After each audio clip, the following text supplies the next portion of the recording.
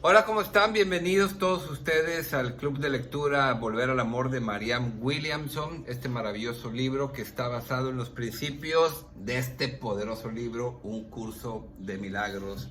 Este video es grabado ya que el en vivo de todos los domingos, 9 de la mañana, horario de México, era a las 10, pero ya lo moví a las 9 de la mañana, horario de México, porque yo estoy en el Caribe y tengo una hora de más. Entonces es 9 de la mañana, horario de México, 10 de la mañana, horario del Caribe, el Club de Lectura Volver al Amor de Marianne Williamson. El video en vivo que se transmitió este domingo que pasó, por alguna razón que no sé cuál es, ya mandé un correo a YouTube, se borró el video. Así que lo hice grabado el día de hoy es lunes, y lo voy a subir para que ustedes puedan tener continuidad en este Club de Lectura Volver al Amor de Marianne Williamson. Nos quedamos en la primera parte, que se llama Los Principios, el infierno.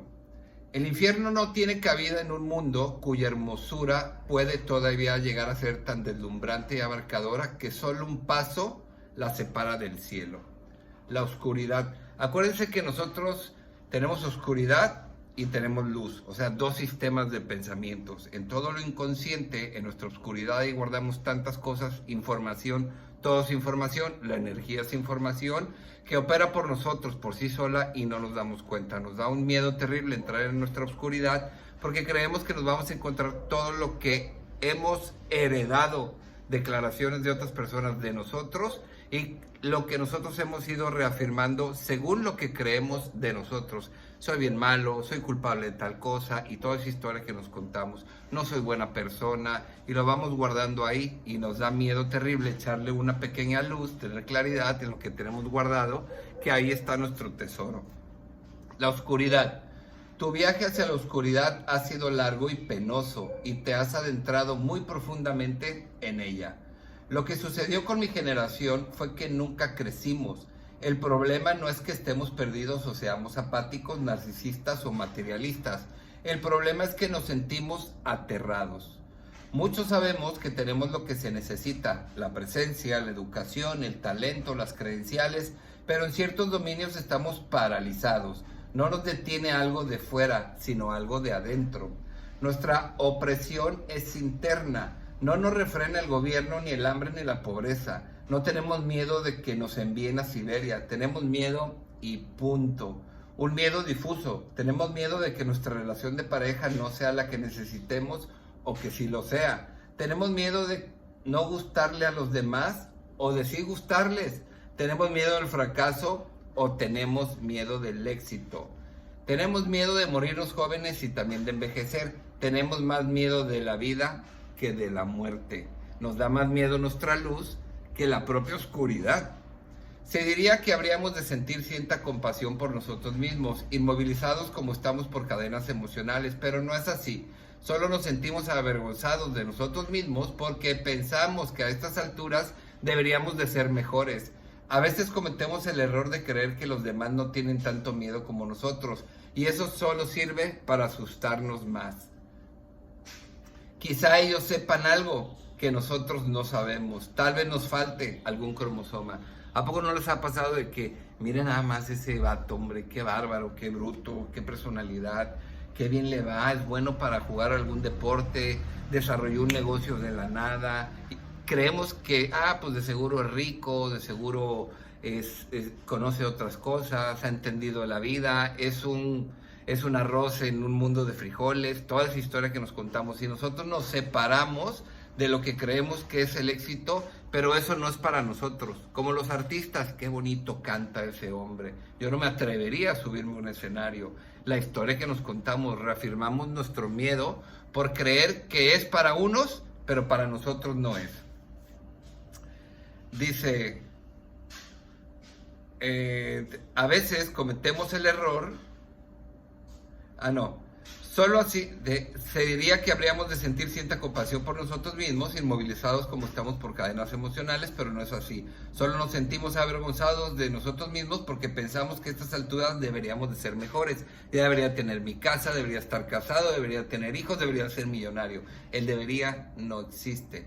A veces cometemos el error de creer que los demás no tienen tanto miedo como nosotros y eso solo sirve para asustarnos más. Quizá ellos sepan algo que nosotros no sabemos, tal vez nos falte algún cromosoma. En nuestros días está de moda culpar prácticamente de todo a los padres. Pensamos que por su culpa tenemos tan poca autoestima. Si ellos hubieran sido diferentes, estaríamos rebosantes de amor por nosotros mismos. Si mis padres hubieran sido millonarios, si me hubieran querido, si me hubieran dado, si me hubieran tratado, toda esa historia a los primeros que son los culpables de lo que creemos que nos está sucediendo en las circunstancias, son nuestros padres. Si ellos hubieran sido diferentes, estaríamos rebosantes de amor por nosotros mismos. Pero si te fijas bien en la forma que te trataban tus padres, verías, salvo en casos extremos, cualquier maltrato que haya recibido en el pasado de ellos era leve, si lo comparas con la forma en que te maltratas tú el día de hoy. Es verdad que quizá tu madre te haya dicho muchas veces, jamás serás capaz de hacer eso. Pero lo que tú te dices ahora es, eres un idiota, nunca haces nada bien, la cagaste, te odio. ¿Se dan cuenta cómo interpretamos algo de lo que los demás decían de nosotros? Y esa información se quedó guardada. O sea, cada vez que alguien nos dice o nos sentimos que no somos capaces de hacer algo, en el inconsciente realmente estamos repitiendo, eres un idiota, nunca haces nada bien, la cagaste, te odio, no eres suficiente, no eres merecedor, no eres importante, cometes errores y eso es malísimo. Eso es lo que el inconsciente realmente está interpretando y esa información es la que opera dentro de nosotros. Quizá ellos no nos hayan tratado mal, pero nosotros somos bien crueles con nosotros mismos. Nuestra generación se ha hundido en un autoaborrecimiento apenas disimulado y siempre desesperadamente. Incluso estamos buscando una salida, ya sea por la vía del crecimiento o por la de la huida, o sea, la evasión. Tal vez con este diploma lo consigamos, o con este trabajo, este seminario, este terapeuta, esta relación, esta dieta o este proyecto. Pero con demasiada frecuencia la medicina no llega a curarnos. Y las cadenas se hacen cada vez más gruesas y estrechas. Los mismos seriales se repiten con diferentes personas en diferentes ciudades. El mismo patrón y el común denominador somos nosotros mismos. Juana, Petra, Chana, es lo mismo. Solamente cambiamos de nombre y el color de pelo, pero caemos siempre en el mismo lugar. Los mismos seriales se repiten en diferentes personas, en diferentes ciudades. Empezamos a darnos cuenta de que el problema somos de alguna manera nosotros mismos, y no nosotros, sino nuestro sistema de creencias y pensamientos. Pero no sabemos qué hacer con este descubrimiento. Ya pudimos ubicar el patrón, pero no sabemos cómo deshacerlo. No tenemos idea que podemos detenernos y desaprenderlo. No tenemos suficiente poder para frenarnos, para detener este sistema que nos ha envuelto, que nos grita, que ya ni nos damos cuenta y caemos en el mismo estado emocional, mismo comportamiento, mismo resultado. Terminamos sintiéndonos igual siempre. No tenemos suficiente poder para frenarnos. Todo lo saboteamos, todo lo abortamos, nuestra carrera, nuestras relaciones, hasta nuestros hijos. Bebemos, nos drogamos, controlamos, nos obsesionamos. No tenemos control de nada, así que relájense, de nada. Nos obsesionamos, codependemos, comemos en exceso, nos condenamos y nos atacamos, etcétera, etcétera, etcétera. La forma no viene del caso. Somos capaces de encontrar un montón de maneras diferentes de expresar hasta qué punto nos odiamos a nosotros mismos. Pero sin duda lo expresaremos. La energía emocional tiene que ir a alguna parte y el autoaborrecimiento es una emoción poderosa. Si se vuelve hacia adentro, se convierte en nuestros infiernos personales, adicciones, obsesiones, compulsiones, depresión, relaciones violentas, enfermedades. Proyectando hacia afuera, se convierte en nuestros infiernos colectivos. La violencia, la guerra, el crimen, la opresión, pero todo es lo mismo. El infierno también tiene muchas mansiones. En el templo del Señor existen varias moradas. Recuerdo hace años haber tenido una imagen mental que me asustó terriblemente. Veía a una niña dulce e inocente que llevaba un delantal blanco de organdí, acorralada contra la pared gritando desesperadamente. Una mujer maligna e histérica la atravesaba repetidas veces el corazón con un cuchillo. Yo sospechaba que eran ambos personajes, que los dos vivían como fuerzas psíquicas dentro de mí.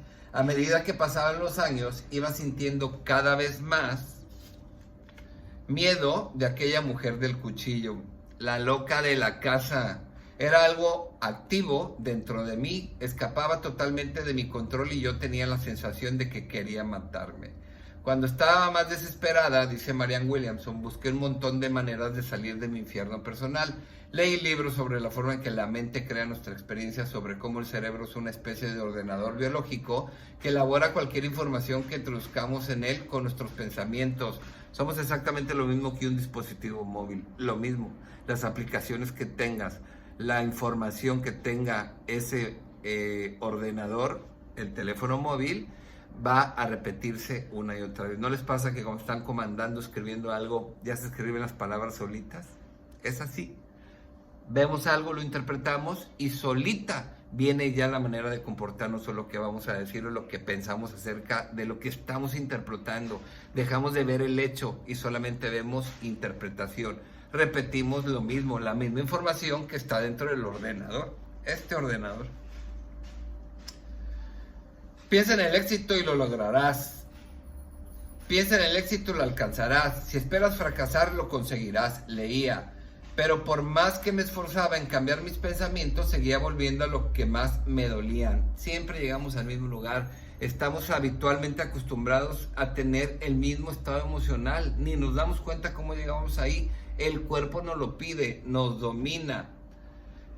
Pero por más que me esforzaba a cambiar mis pensamientos, seguían volviendo los que más me dolían. Se produjeron avances pasajeros. Me esforzaba por tener una actitud más positiva, por recuperarme y conocer a otro hombre o conseguir un nuevo trabajo. Pero volvía siempre a la pauta familiar de traicionarme a mí misma, dice Marianne. Finalmente me portaba de una manera odiosa con el hombre o saboteaba el trabajo. Perdía 5 kilos y lo recuperaba rápidamente, aterrorizada por la sensación de parecer atractiva. Querer pertenecer, querer buscar la aprobación de los demás, ¿qué tal?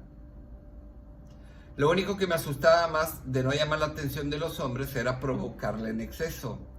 El surco del sabotaje era profundo y su funcionamiento automático. Es cierto que podía cambiar mis pensamientos, pero no de forma permanente. Y no hay más que una variante de desesperación peor que cielos, metí la pata. Y es cielos, la volví a meter. Mis pensamientos dolorosos eran mis demonios, y los demonios son insidiosos.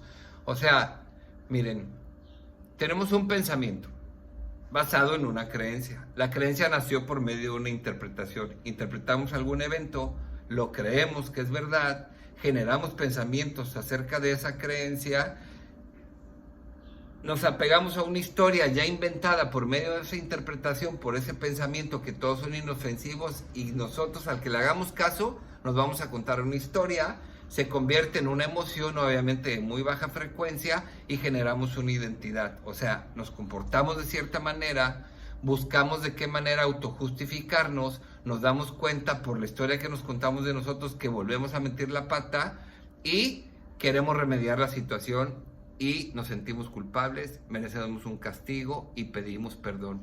Y lo vamos a repetir una y otra vez. Y creemos que la vida es así.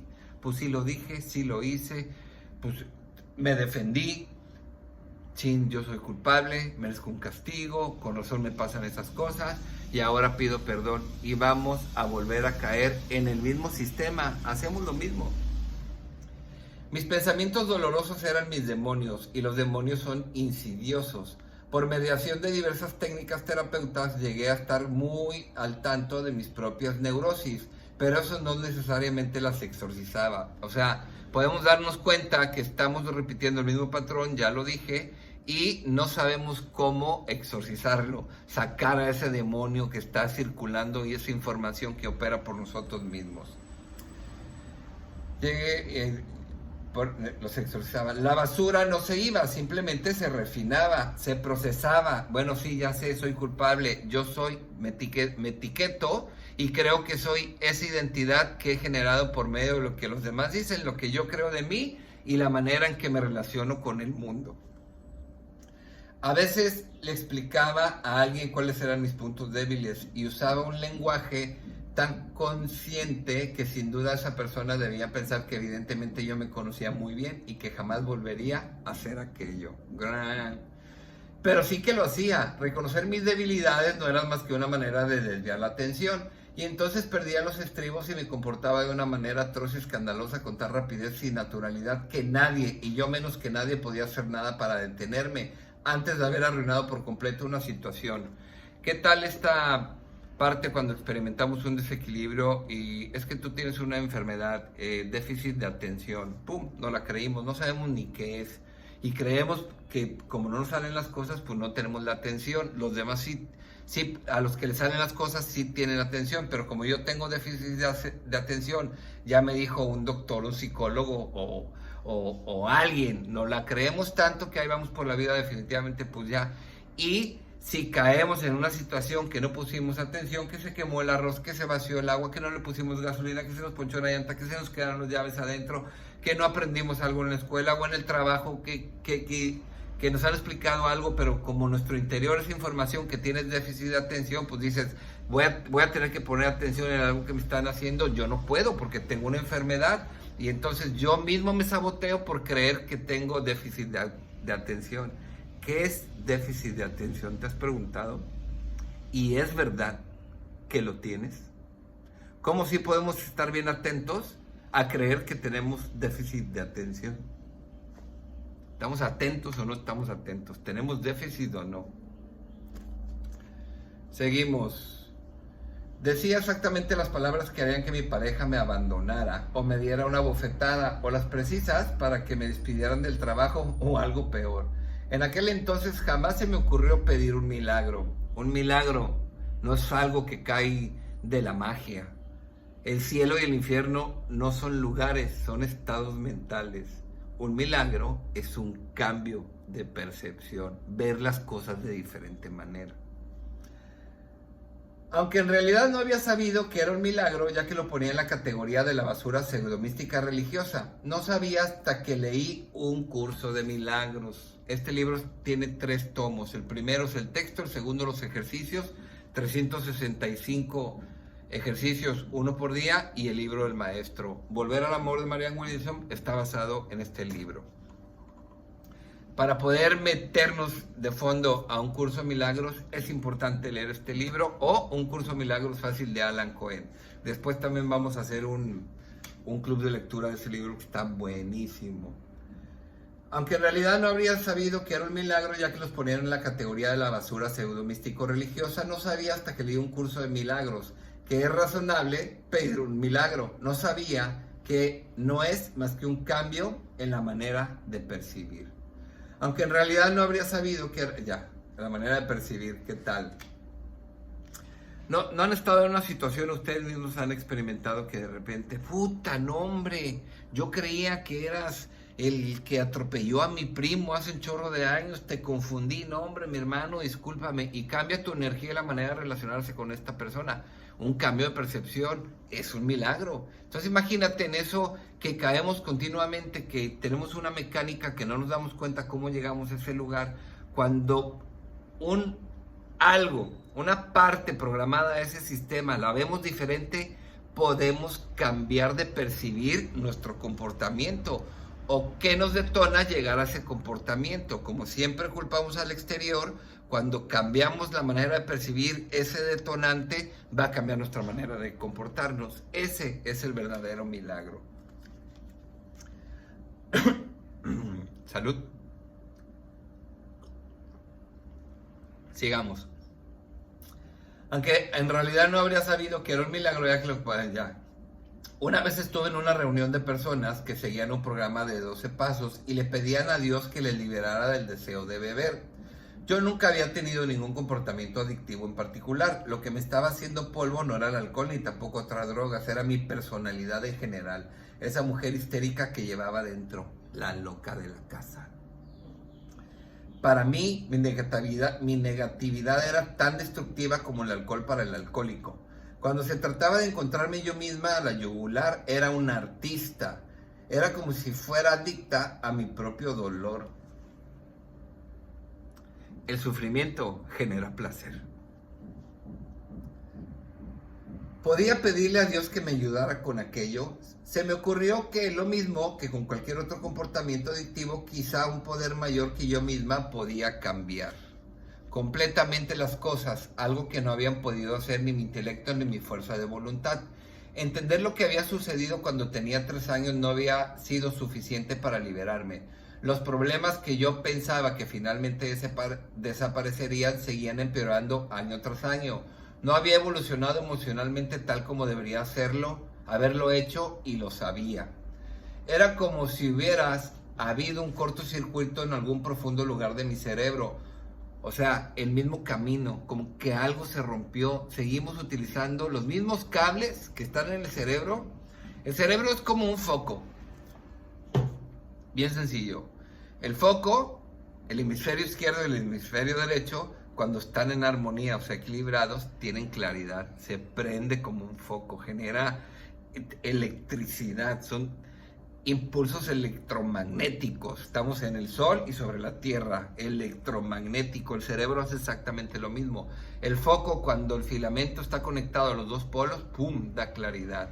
Pero si se recarga a uno de los lados, ¡pum!, se funde.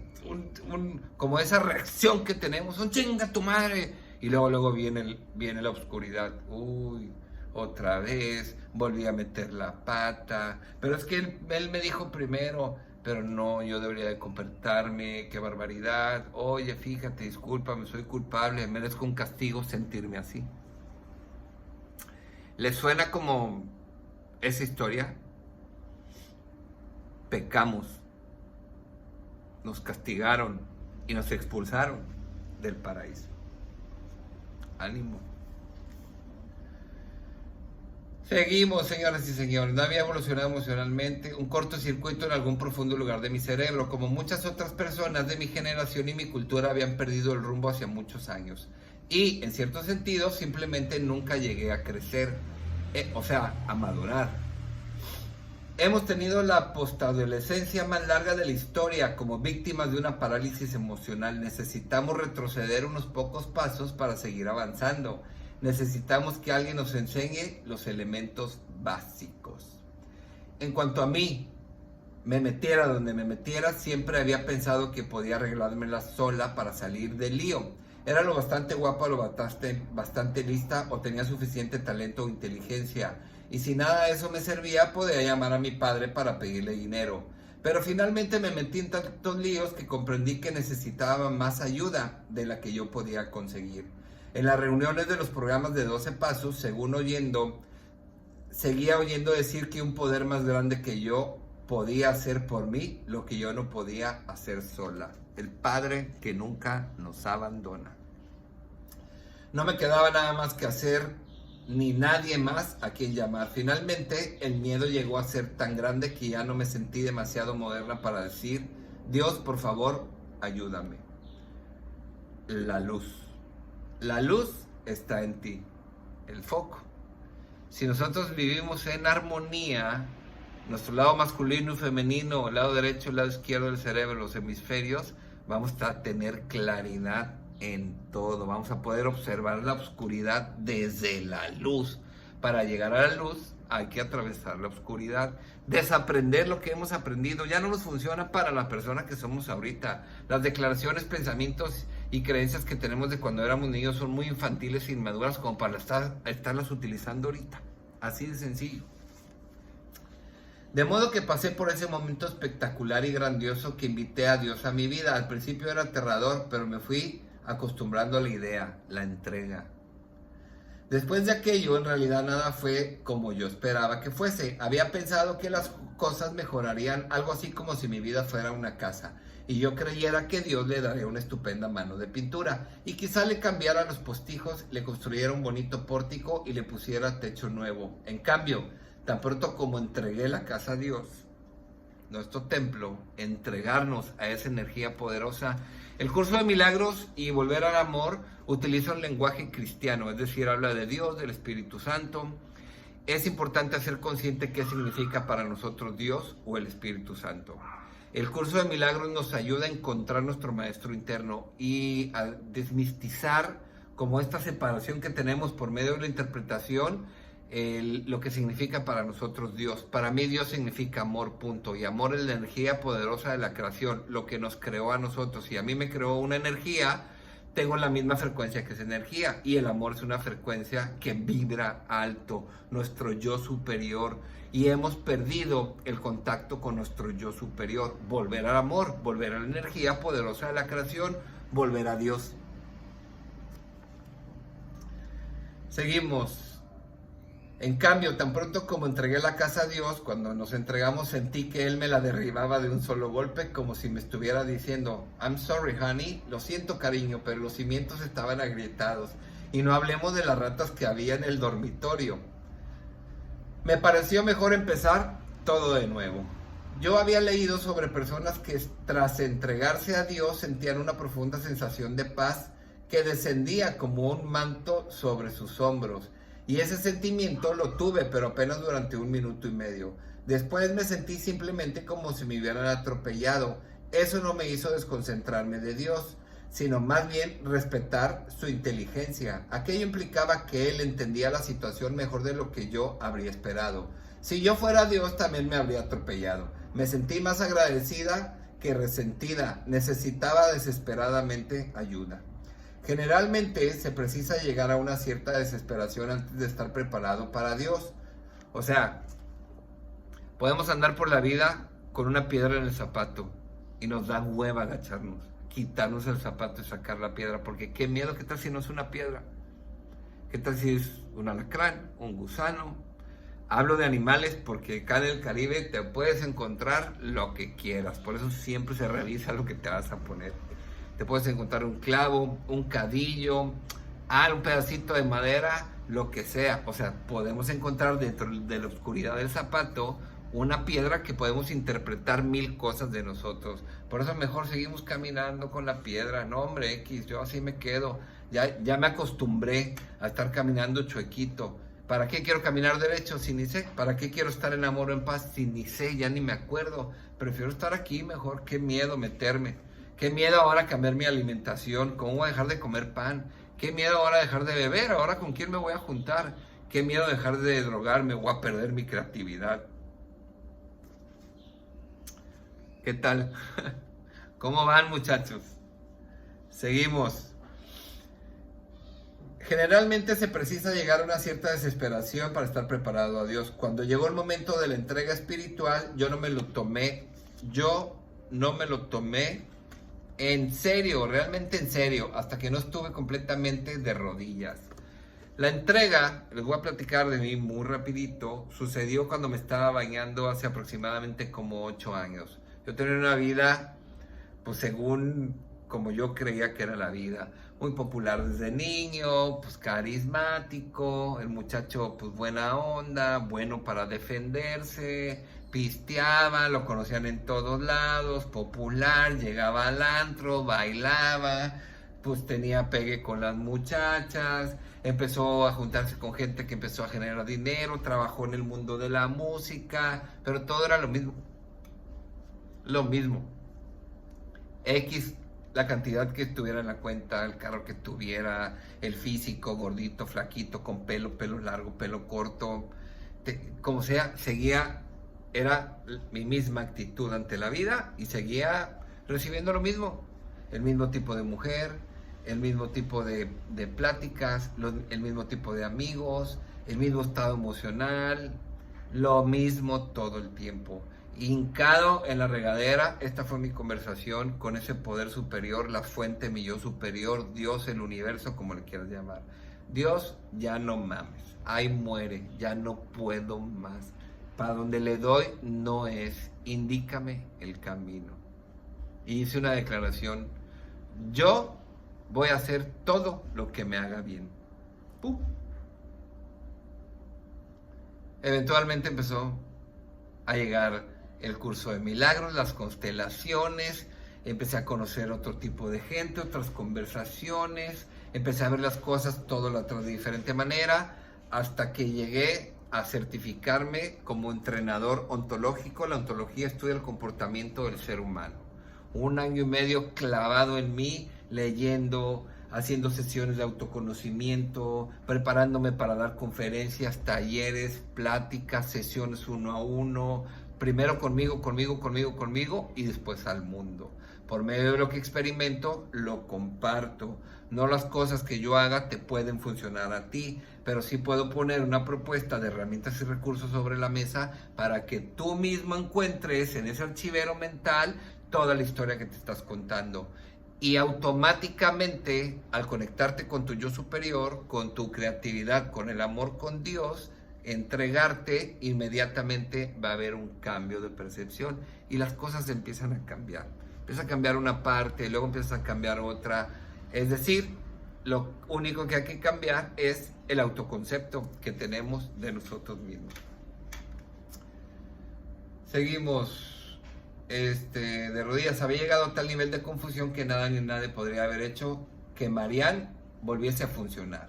La histérica que yo llevaba dentro era una presa de una rabia maniática y la niña inocente estaba de espaldas contra la pared.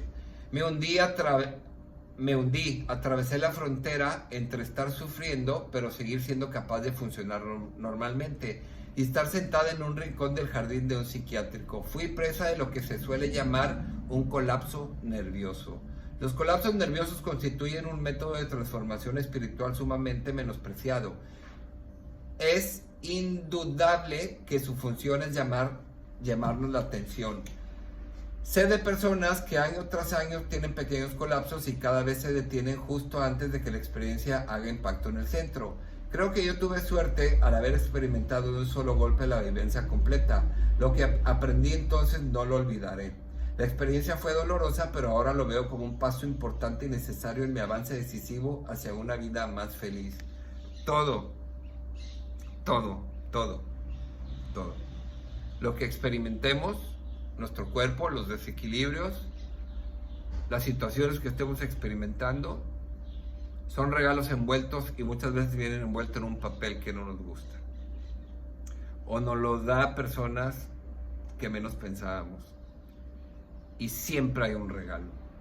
En algún momento lo vamos a ver. Probablemente en el momento no.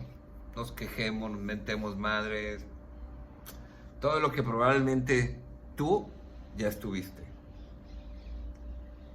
Y cuando nos damos cuenta que es al revés, no es de afuera hacia adentro, sino de adentro hacia afuera, ya lo iremos comprendiendo, empieza a cambiar todo.